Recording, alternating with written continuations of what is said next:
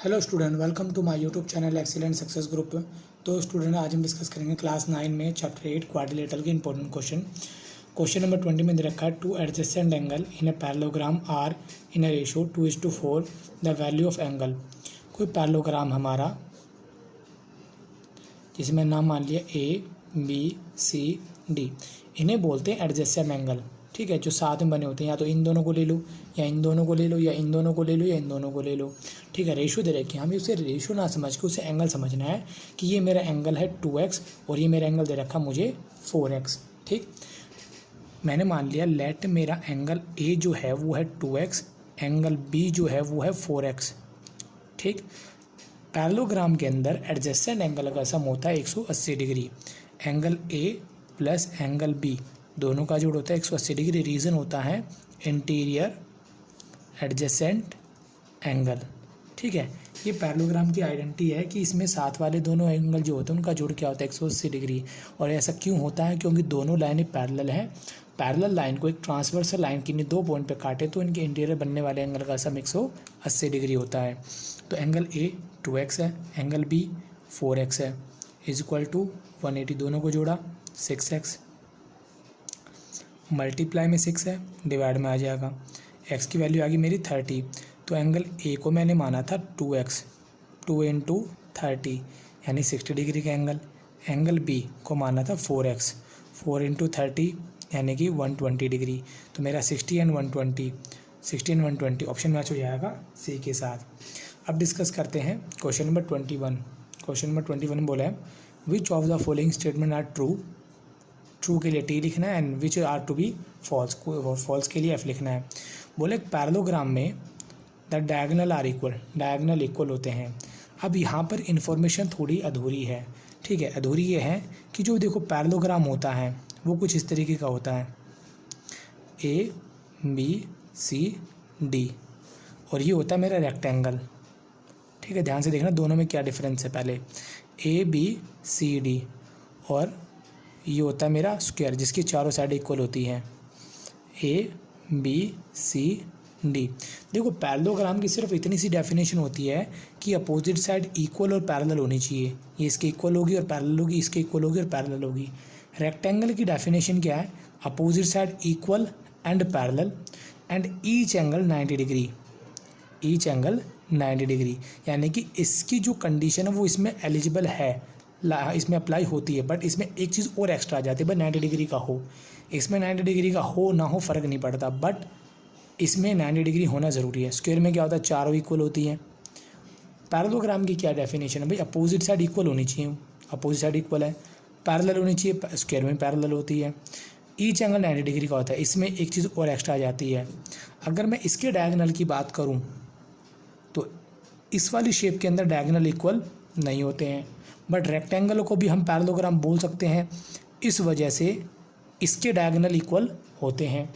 Square को भी हम पैरेललोग्राम बोल सकते हैं, इस वजह से इसके डायगोनल इक्वल हो सकते हैं। तो अगर स्क्वायर और रेक्टेंगल की बात होगी तो इनके तो डायगोनल इक्वल होंगे, क्यों इनको भी पैरेललोग्राम बोला जा सकता है।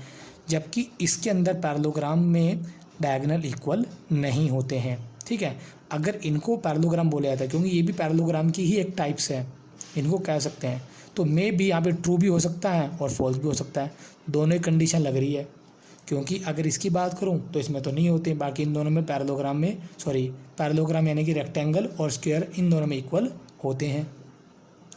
अब डिस्कस करते हैं क्वेश्चन नंबर 21 का बी पार्ट। बोला गया in all angle of a quadrilateral are equal is a parallelogram. क्या सभी एंगल इक्वल हो तो उसे पैरेललोग्राम बोल सकते हैं? देखो, जैसे कि मैंने आपको बताया, पैरेललोग्राम की जो डेफिनेशन होती है वही होती है कि opposite side equal and parallel.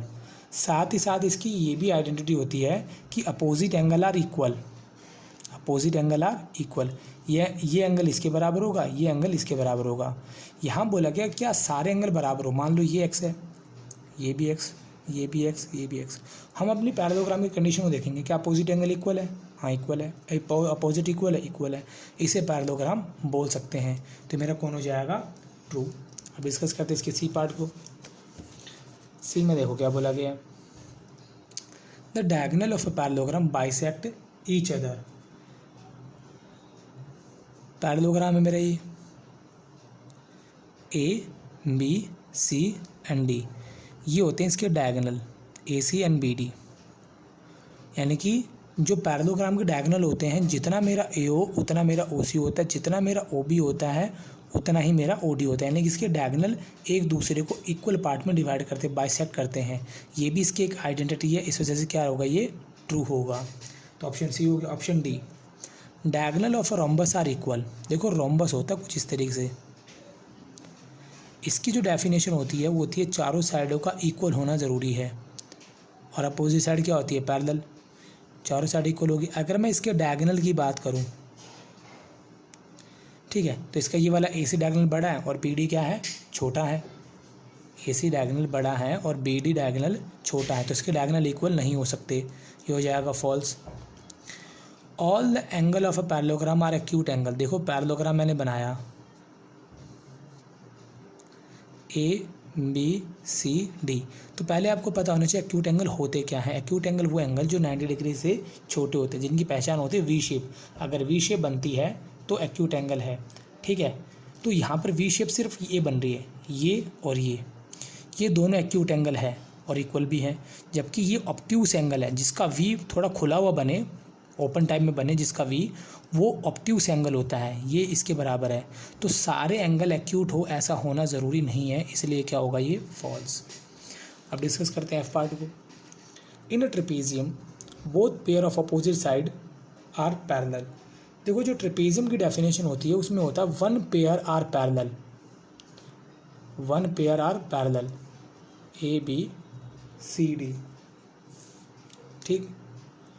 एक पेयर तो कम से कम पैरेलल होना ज़रूरी है, अगर दो भी हो जाए तब भी फ़र्क नहीं पड़ता। तो यहाँ बोला कि ट्रेपेजियम के लिए both pair opposite side are parallel, दोनों पेयर पैरेलल होंगे ऐसा ज़रूरी है नहीं, एक पेयर होना पैरेलल होना ज़रूरी है, दोनों हो ऐसा ज़रूरी नहीं है। तो इस वजह से क्या होगा, ये फॉल्स होगा।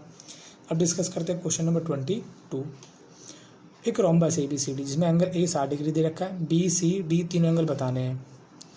देखो रोम्बस जिसकी चारों साइडें इक्वल होती हैं, अपोजिट साइड पैरेलल होती हैं, ए बी सी डी।